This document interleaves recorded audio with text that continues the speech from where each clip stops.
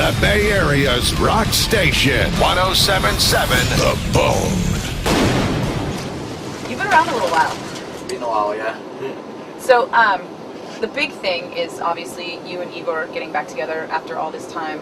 For people who can't remember or whatever, can you give like a brief synopsis of what happened back then and brought you to now? Yeah, well, I've been playing metal with Igor for a long time. We're Brazilian. You know, we started Sepultura like 83, I think, so. When you were kids, right? Yeah, I was 13, Igor was like 12. And we did a bunch of albums and got out of Brazil, recorded, toured, blah, blah, blah. But in 96, we split up for whatever, you know, there's a bunch of crises in the band, whatever. I didn't see him for 10 years. I went and did Soulfly, started a new career with Soulfly, which I'm still doing, you know. And Igor stayed with Sepultura, did all the records. But we meet again, you know, after, I don't know, 10, 12 years.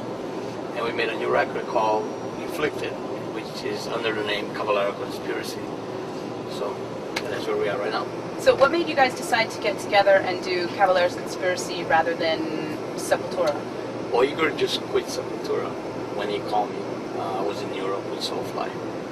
And he called me, the first time I talked to him, and he's like, well, I quit Sepultura, I just want to talk to you, be your brother again. I was like, killer, you know, that's awesome.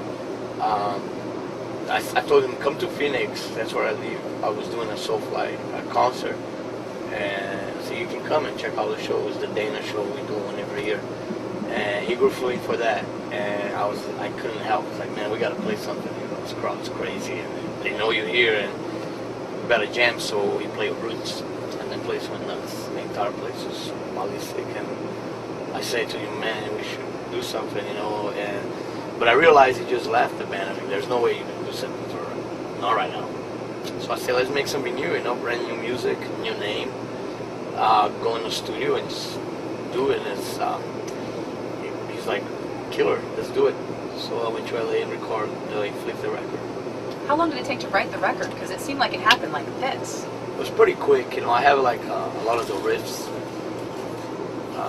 written down, but the actual entirely together came in the studio in LA when we were together. So the whole thing took like 20 days. So it's just like a floodgate after not having seen him for so long and then writing together? Yeah, but I think also like the style of record is based on things I really like Godflesh, Nailbone, SOD, which is like, they're not like band record that you spend a whole year on it, you know. I didn't want to do that. It's like I really did. I wanted to do something that the first riff is the one you record it, you keep it, you don't go redo it. The first drum is the one you keep it. A lot of raw, first instinct kind one of. Take, go. Yeah, kind of more punk actually than metal in terms of the attitude and the vibe. But then the songs itself are more metal. Actually, it's a trash record, really. The Inflicted album is the closest thing you get to like Raining Blood, Beneath the Remains, Exodus, Bonded by Blood. That kind of, you know, feeling, just pure metal, fast, aggressive. You know? Do you really feel that style of music coming back in a big way? It seems like there are so many kids today that are just so into Exodus and Testament and all these older thrash bands from the 80s, especially with the Bay Area. Right. Well, I think, you know, I'm glad that more people are listening to it, because I think it's a great type of music. My favorite music has always been, you know, metal, but the divisions are many divisions. I always liked thrash and death metal was like my favorite, always been, you know, and then hardcore, like those. So I'm glad to see more people are just rediscovering, especially new kids rediscovering, and a lot of them really like some of the stuff that we did in Sepultura, like Beneath the Remains, Arise, you know, Nailbone.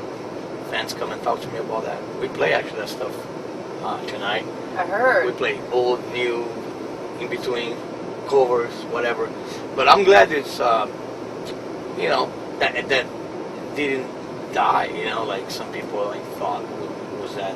Mid-90s, it was gone. It didn't die. It didn't, you know, it survived good thing that survived because, you know, it should, because it's good music, you know, a lot better than everything, a lot of stuff that's out there. There's definitely still a lot to come from that genre.